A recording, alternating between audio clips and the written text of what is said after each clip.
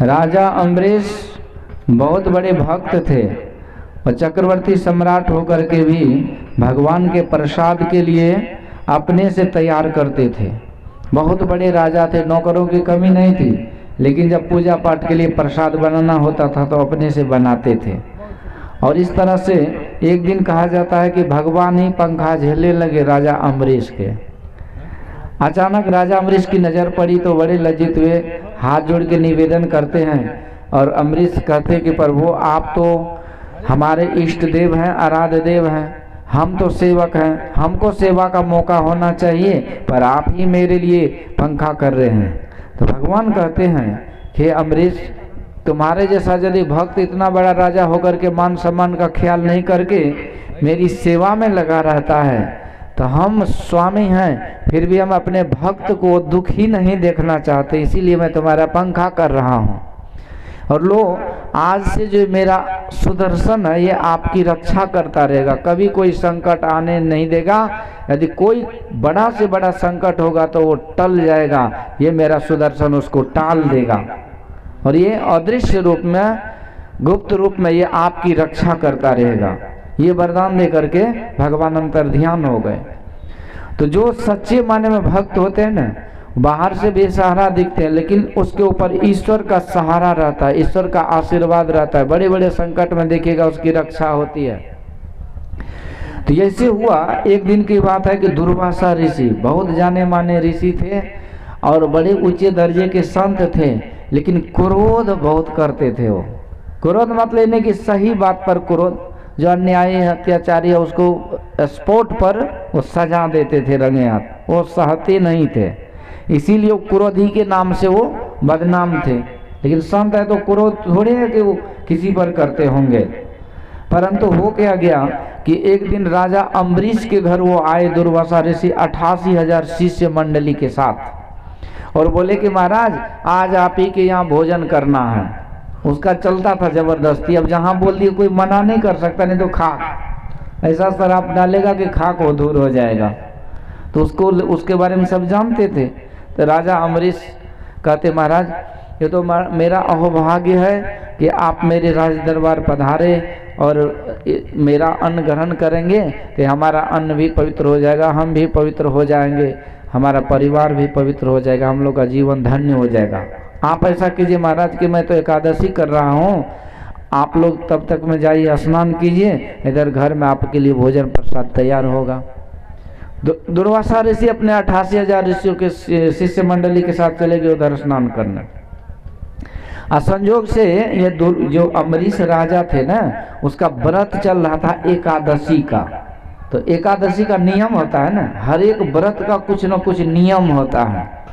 ये व्रत उपवास जो है ना, ये संत महापुरुष बनाए हैं, इसके पीछे लाखों लाख रहस्य है, बहुत सारा रहस्य है, उपकार है और इससे जीव की भलाई होती है। पर बस बात एक है कि उस व्रत को हम समझ लें कि उस व्रत करने का उद्देश्य क्या है तब। तो ये एकादशी वही व्रत होता है। एकादशी मतलब होता है कि महीना में एक मास में 2 पक्ष होता है। पहला पक्ष होता है शुक्ल पक्ष, कृष्ण पक्ष, दूसरा शुक्ल पक्ष।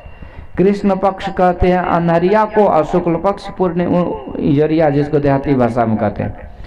तो यही 2 पक्ष होता है। तो तिथि वही 15 पूर्णिमा को 15वीं तिथि बोलते हैं, प्रथम तिथि को प्रतिपदा बोलते हैं, द्वितीया तृतीया ऐसे करके। तो ये जो है ना उसी चंद्र कैलेंडर में एकादशी जैसे 11वां दिन हुआ ना, जैसे सूर्य आज मान लीजिए कि प्रथम तिथि है और इस तरह से 11, तो उसी को एकादशी कहते हैं। तो महीना में 2 एकादशी, साल में 24 एकादशी होता है। इसे लोग नेम टेम से करते हैं। तो एकादशी सही से जो करते हैं उसी का उपवास होता है। उप मतलब समीपवास मतलब वास करना। तो जो एकादशी करेंगे सही से तो यानी कि साल में 24 दिन उसका उपवास हो जाएगा, यानी भगवान के पास वास होगा, यानी मन उसका भगवान में लगता है, उसी को उपवास कहते हैं। तो एकादशी का नियम है कि 24 घंटा तक हम उसमें अन्न जल नहीं खाते हैं। एकदम सब कुछ छोड़ देते। देखिए अन्न जल का छोड़ देना मतलब सब कुछ छोड़ देना, क्योंकि जब पेट भरा रहता है ना तब गप सरका इधर उधर का कुछ काम सोचता है। यदि पेट में कुछ नहीं रहे तो कहीं कुछ नहीं है। दिमाग बिल्कुल हल्का होता है, खाली हो जाता है। और दिमाग जब खाली होता है ना तो उसी खाली दिमाग में जब ध्यान अटता है। तो इसी उद्देश्य से संत महापुरुषों ने उस दिन दिमाग आपका हल्का हो जाए, खाली हो जाए, ताकि आप स्थिर से शांत मन होकर के जब ध्यान करें। तो इसलिए एकादशी रख दिए, क्योंकि आप रोज तो आदमी कर नहीं सकता ना, तो कम से कम उस दिन कीजिए। एकादशी का और भी अर्थ है, आध्यात्मिक अर्थ लीजिए तो हमारे शरीर में 10 इंद्रियां हैं, एक मन है, इंद्रियों का राजा मन है। मन के अनुसार शरीर इंद्रियां काम करती है।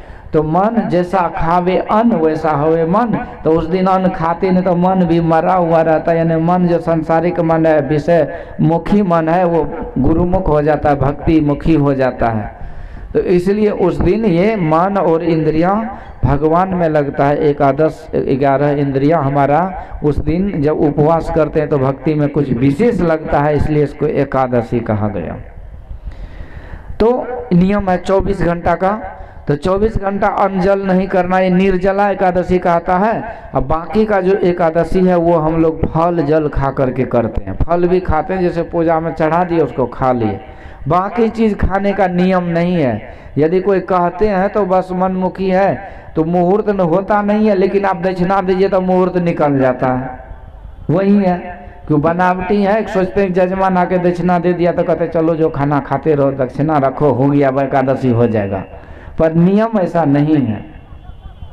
राजा अम्बरीश इसी तरह से अपने नियम पर थे।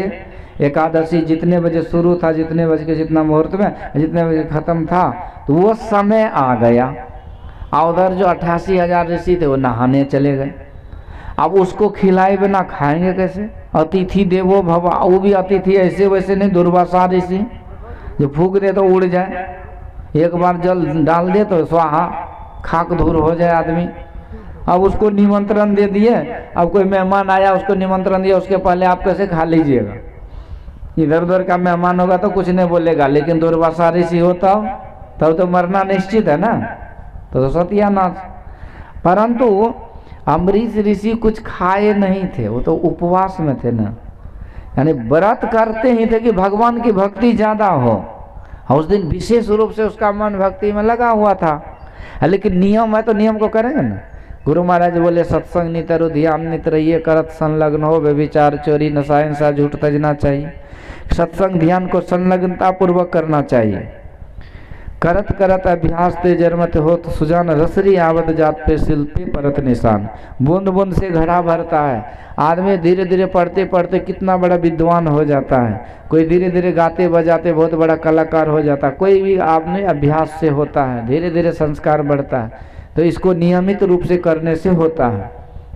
तो नियम हर चीज का होता है।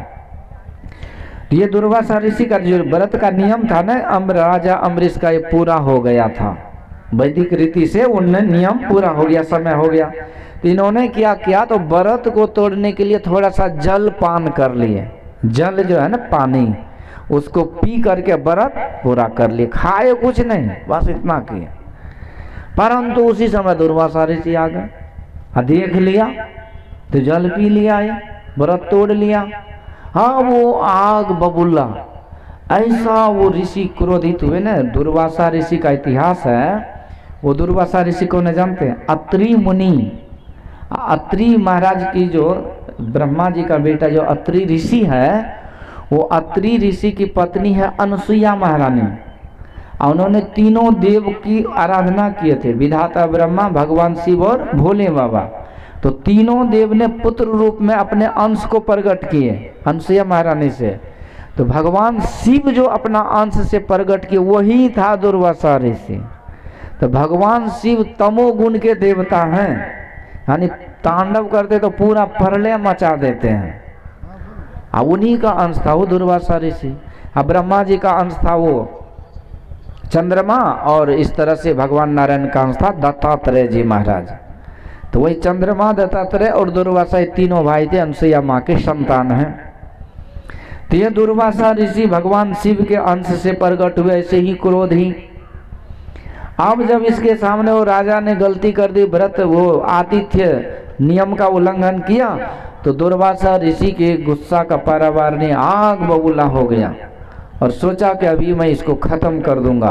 तो हाथ में जल लिया और दुर्वासा ऋषि ने उस अम्बरीश को खत्म करने के लिए एक राक्षसनी को प्रकट किए। नाम था कृत्या राक्षसनी। ऐसे मंत्र पढ़ के जैसे जल को मार, राक्षसनी प्रकट हो गई। आदेश दिया, जाओ इसको खत्म कर दो। अब वो राक्षसनी जो आगे बढ़ी ना मुंह फाड़ के, तो लगा कि अब पूरे अम्बरीश राजा को निगल जाएंगे।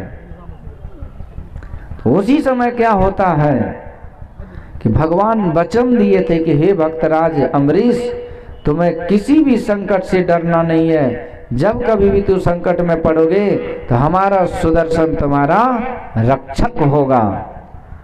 तब वचन दिए तो पीछे थोड़े होगा। उसी समय जैसे कृत्य आगे बढ़ी तो राजा अम्बरीश ने के सामने वो सुदर्शन चक्र प्रकट हो गया और वो सुदर्शन ने उस कृत्या को खत्म कर दिया। परंतु अब भक्त की कितनी बड़ी महिमा है, भगवान भक्त पर कैसे कृपा करते हैं। अब ये चीज दुनिया में विख्यात हो, इसके लिए आगे क्या लीला हुई कि सुदर्शन उस दुर्वासा ऋषि के पीछे लग गया। दुर्वासा ऋषि जो कि बहुत बड़े संत विख्यात थे, नामी संत, सिद्ध संत थे, योग बल से वो आकाश विचरण करते थे, आकाश मार्ग से जहां मर्जी तहां। तो जब देखा कि सुदर्शन चक्र मेरा पीछा कर रहा है और ये मुझे ही खत्म कर देगा, तब क्या करे, तो भागा जी जान लेके। महाराज दुर्वासा ऋषि जाते जाते ब्रह्मलोक चले गए। विधाता ब्रह्मा जी को कहते, त्राहि माम प्रभु, ये सुदर्शन से हमको बचा लो। ब्रह्मा जी कहते, महाराज ये सुदर्शन से मैं आपको नहीं बचा सकता, इसका काट मेरे पास नहीं है, ये हमारी बस में नहीं है। इसलिए आप ऐसा कीजिए कि आप इसी समय कैलाश पर्वत चले जाइए। भोले बाबा यदि चाह लेंगे तो आप बच सकते हैं, नहीं तो उपाय दूसरा नहीं है। अब उस ब्रह्मलोक से दुर्वासा ऋषि आकाश मार्ग से योग माया योग बल से जाते जाते जाते जाते पहुंच गए कैलाश पर्वत, शिवलोक। भगवान भोलेनाथ ध्यान में लीन थे। वहां जाके त्राहि माम हे प्रभु रक्षा करो। किस चीज से, तो सुदर्शन से। भगवान की समाधि खुली और कहते हैं, हे दुर्वासा ऋषि, ये सुदर्शन जानते हैं किसका है? ये भगवान नारायण का है। तो भोले बाबा कहते हैं, जिसका सुदर्शन है वही रोक सकता है, ये किसी से नहीं रोक सकता है। इसलिए यदि आप बचना चाहते हैं ना, तो आप सीधे उन्हीं के पास जाइए, भगवान नारायण के पास, वहीं बचा सकता है, नहीं तो दूसरा कोई नहीं बचा सकता है। आश्चर्य हुआ दुर्वासा ऋषि को, कैसा अमोघ अस्त्र है ये, पर बचना न, मरता तो क्या नहीं करता, जान पर आफत आ गई। तो आकाश मार्ग से जाते जाते भगवान नारायण के शरण में चले गए। अहम भक्त पराधीनो हे स्वतंत्र इव द्विज। वहां जब भगवान नारायण से प्रार्थना की कि हे प्रभु, आप अपने अमोघ अस्त्र सुदर्शन से हमारी रक्षा करो प्रभु, रक्षा करो। भगवान बड़े गंभीर कहते, हे ऋषिवर सुनिए, मैं रक्षा तो कर सकता हूं, लेकिन बात ऐसी है ना कि हम भी किसी के अधीन हैं, हम भी स्वतंत्र नहीं हैं। अहम भक्त पराधीनो, मैं भी भक्त के अधीन में हूं। बात ऐसी है कि हम भी स्वतंत्र नहीं हैं। भक्त जब जैसा कहता है मैं वैसे करता हूं, अथवा जो करवाता है वही करता हूं, उसके अलावा मैं कुछ नहीं करता हूं। भक्त ही मेरा मालिक है, जो सर्वस्व त्याग करके मुझ भगवान के शरणागत हैं, दिन रात मेरा सिमरन करते रहते हैं, भक्ति भजन करते रहते हैं। ऐसे भक्त के मन के मुताबिक मैं चलता हूं कि भक्त ही मेरा जो कहता है वो करता हूं। वो सच्चे ज्ञानी भक्त होते हैं। वो आश्चर्य हो गया दुर्वासा ऋषि को। कहते, महाराज, तो यदि ऐसी बात है तो हम क्या करें? आप यदि मेरी रक्षा नहीं कर सकते तो आप ही की तो प्रतिज्ञा है कि शरणागत को आप कभी नहीं त्यागते हैं, जो शरण में आ जाए उसको आप तार देते हैं, चाहे कोई भी हो। तो मैं तो आज शरण में आया, तो आपकी प्रतिज्ञा का क्या होगा? भगवान कहते चिंता मत करो, देखो इसका उपाय मेरे पास है कि आप जिस भक्त का अनादर किए हैं ना, उसी भक्त के पास आप चले जाइए, और मुझे विश्वास है कि आप बच जाएंगे। तब ये दुर्वासा ऋषि आते आते फिर से इस मृत लोक पर आ गए। कहाँ? वहीं महाराज अम्बरीश के पास। अम्बरीश तो प्रतीक्षा में थे कि ऋषिवर नाराज होकर चले गए, पता नहीं कहाँ चले गए, क्या हुआ, कब आ जाए कि मेरा वो हो जाए, मतलब मेरा व्रत पूरा हो जाए, अतिथि का स्वागत हो जाए। पर ये दुर्वासा ऋषि को घूमते घूमते वो ब्रह्मलोक, विष्णु लोक, वैकुंठ लोक जाते जाते यहाँ आते में 1 साल बीत गया, और तब तक राजा अम्बरीश भोजन ही नहीं किए थे। पर वो तो पैसे बेचैन है, तो दौड़े दौड़े दुर्वासा ऋषि आते हैं, कहते महाराज अम्बरीश मेरी रक्षा करो, इस सुदर्शन से ये मेरा जान लेने पर उतारू है, जल्दी से रक्षा करो। तब उसी समय राजा अम्बरीश ने प्रार्थना करी कि हे प्रभु, यदि मैं सच्चे मन से, भाव से, भक्ति से, श्रद्धा से, प्रेम से, विश्वास से, आस्था, निष्ठा के साथ यदि मैं आपकी आराधना उपासना दिन रात करता हूँ, तो यदि ये बात सत्य है तो हे सुदर्शन आप शांत हो जाइए। जैसे ऐसी प्रार्थना ये अम्बरीश ने किया, तो उसी समय जो सुदर्शन घिन घिन घिन घिन नाच रहा था न गला काटने के लिए, वहीं पर स्थिर हो गया और बाद में विलीन हो गया। तब जाकर के दुर्वासा ऋषि को जान में जान आई, वो भी 1 साल के बाद। तो दुर्वासा ऋषि कहते महाराज अब भोजन कर लीजिए, आप अतिथि हैं, जब तक आप भोजन नहीं करेंगे तो फिर हम लोग का भोजन होगा नहीं। दुर्वासा ऋषि कहते तो आप 1 साल से भोजन भी नहीं किया है। अम्बरीश कहते महाराज हम किसी अतिथि को निमंत्रण दे दिए हैं, आप जैसे संत भगवान को, तो फिर उसको भोजन कराई बिना भोजन करना भी तो अपराध है, इसलिए मैंने भोजन नहीं किया। तब दुर्वासा ऋषि को लगा जो ऐसे भक्त हैं जो भगवान की भक्ति में दिन रात रहते हैं, अपने नियम निष्ठा पर रहते हैं, भगवान के बताए उपदेश आदेश पर अपने जीवन को निरंतर चलाते रहते हैं, तो ऐसे भक्त के लिए भगवान यदि सुदर्शन से उसकी रक्षा करे तो कौन सी बड़ी बात है, ये तो होना ही चाहिए। तब दुर्वासा ऋषि कहते हैं अम्बरीश आपका जस कीर्ति संसार में फैलेगा, और दुनिया ये मिसाल देंगे, उदाहरण देंगे, यदि कोई भक्त है दुनिया में तो राजा अम्बरीश के जैसे है, जिसको बड़े से बड़े खतरा भी टल गया उसके जीवन से, और भगवान स्वयं सुदर्शनधारी भगवान ने सुदर्शन से उसकी रक्षा करे। श्री सद्गुरु महाराज की जय। तो ऐसे होते हैं भक्त, जो भक्त होते हैं, जो सच्चा सेवक होते हैं, भगवान का सब कुछ उसी का हो जाता है, वहाँ पर कुछ भी उसके लिए कमी नहीं रहती है। परंतु जो स्वार्थ बस किसी मतलब से भक्ति करते हैं तो उसको उतना ही मिलता है जितना मांगते हैं, बाकी नहीं मिलता है। तो इसलिए यहाँ मैं जो एक प्रसंग बोल रहा था, ये जो सेठ जी थे ना, इसको जो सेवक मिला काम करने वाला, वो मांग नहीं था उसके अंदर, वैसे बोला हम ऐसे सेवा करेंगे, तो सेठ जी रख लिए, और रोज की रोज वो सेवा करते थे। अब दिन रात सेवा करें तो सेठ जी बड़े प्रसन्न, उसको प्यार से संग में बुलाए, खिलाए, आदर सम्मान भी उसको मिल रहा था। परंतु एक दिन की बात है, सेठानी जो है ना दूसरे घर चली गई। अब दूसरे पड़ोसी पूछती है कि सेठानी जी आजकल आप कमजोर कैसे लग रही हो। अब सेठानी को तो शर्त था उस बालक का कि किसी को बोलना नहीं है कि 5 टाइम खाता है। सेठानी भूल गए वो बात को, अब पड़ोसिन को बता दी कि क्या बताऊं, मेरे कमजोरी का कारण यही है कि वो अंतर्यामी जो 5 समय खाता है ना, उसी के भोजन बनाने में ही मैं कमजोर हो गए। अब ये बात जो बोली ना, तो उधर जो अंतर्यामी खाने के लिए बैठा था वो अंतर ध्यान हो गया वहीं से। अब सेठ जी खोज रहे कहाँ गया भाई, कहाँ गया, तो कहीं कोई अति पते नहीं। अब सेठ जी बड़ा प्रेमी थे ना, सेठ जी उसमें बड़ा आपसी प्रेम हो गया था। तब सेठ जी को भी लगा कि मेरा अंतर्यामी रुष्ट हो गया, नाराज हो गया, पता नहीं। घर वाली को पूछा कि कहाँ गया, तो बोलती है नहीं। अब सेठ जी को याद आया तो घर वाली को पूछा कि अच्छा बोलो कि तुम कुछ बोली भी थी उसके बारे में क्या। तब सेठानी बोली कि क्या बताओ, मैं यही बोल दी कि पड़ोसिन के पास कि 5 समय हमको उसके लिए भोजन बनाना पड़ता है। सेठ जी समझ गए कि तू बोल दी और उसकी प्रतिज्ञा थी कि खाने के बारे में जो बोलेगा उसी समय वो भाग जाएगा। अब वो भाग गया, अब क्या करें। और सेठ जी बड़े जिद्दी स्वभाव के थे, उन्होंने भी प्रतिज्ञा कर ली कि जब तक हमारा अंतर्यामी हमारे पास नहीं आएगा, हमारे साथ नहीं खाएगा, तब तक मैं भी भोजन पानी ग्रहण नहीं करूंगा।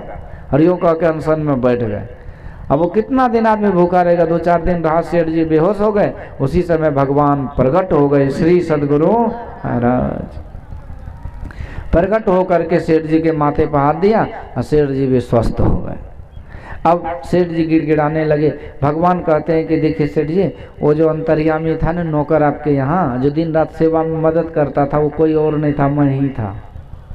मैं ही आपके यहाँ रहा वर्षों, पर आप पश्चाताप मत कीजिए, इसलिए कि आप संत की सेवा करते थे, सत्संग करते थे। और जहाँ संत महापुरुष सत्संग करते हैं ना, तो वहाँ तो भगवान का घर ही होता है। जहाँ साध मीरो जस गावे तहाँ करो मैं बस। तुलसीदास जी महाराज कहते देहि सत्संग निज अंग श्रीरंग भव भय शरण सोकारी। प्रभु हे शरण सोकारी प्रभु, आप सत्संग ही दीजिए क्योंकि वो आपका निज अंग है। बाकी 7 पुरी हम देखिया देखा, चारों धाम देखा, चारों धाम सवन में पातरपन। तो जहाँ भक्ति सत्संग होता है ये भगवान का निवास स्थान होता है। तो यही जो यहाँ पाठ हुआ ना, तो यही वाल्मीकि जी महाराज भगवान से कहते कि प्रभु जो ऐसे भक्त होते ना, आप उसी के हृदय में वास कीजिए, उसी घर द्वार में, तन में, धन में, सब कुछ में वास कीजिए। तो यहाँ पर ये सेठ जी बड़े प्रसन्न हुए और भगवान कहते आप चिंता मत कीजिए, तो आज से आप मेरे सच्चे भक्त हो गए और मैं आपके मन मंदिर में सदैव वास करता रहूँगा और आपको किसी चीज़ का परेशानी नहीं होगा। तो इस तरह से ये सच्चा सेवक का भाव दिया गया। तो अभी हम लोग यही सुन रहे थे, लोचन चातक जिन करी राखी, रही दरस जलधर अभिलाखे, निद्र सिंधु सरित सरभारी, रूप बिंदु जल होय सुखारे। कहते हैं जो चातक पक्षी होता है ना, वो स्वाति नक्षत्र में आकाश की तरफ देखता रहता है कि स्वाति नक्षत्र में जो बूंद है, स्वाति का बूंद, वो यदि आ जाए तो उसी में तृप्त हो जाता है। यानी कि निद्रा सिंधु सरित सरभारी, वर्षा का कोई भी पानी से उसको कोई मतलब नहीं रहता है। तो इसी तरह जो भक्त निरंतर भक्ति में लगे रहते हैं, तो आप उसी के मन मंदिर में वास कीजिए। तो ये निवास होता है, जहाँ सत्संग होता है वो भगवान का निवास घर होता है, वहाँ गुरु महाराज विराजते हैं। तो इसलिए उसका सबसे बड़ा पहला स्थान यही है। तहाँ ही दिवस जहाँ भानु प्रकाशो, तहाँ अवध जहाँ राम निवासो। वह अवधपुरी है जहाँ भगवान का निवास है, वहाँ दिन है जहाँ सूर्य का प्रकाश। तो इस तरह से बहुत सुंदर तरीके से हम लोगों ने यहाँ वाल्मीकि जी और भगवान के संवाद को सुना था। वैसे 14 जगह दिए, एक और जगह है, वो क्या है, तुम्हें ही निवेदित भोजन करई, प्रभु प्रसाद पट भूषण धरई।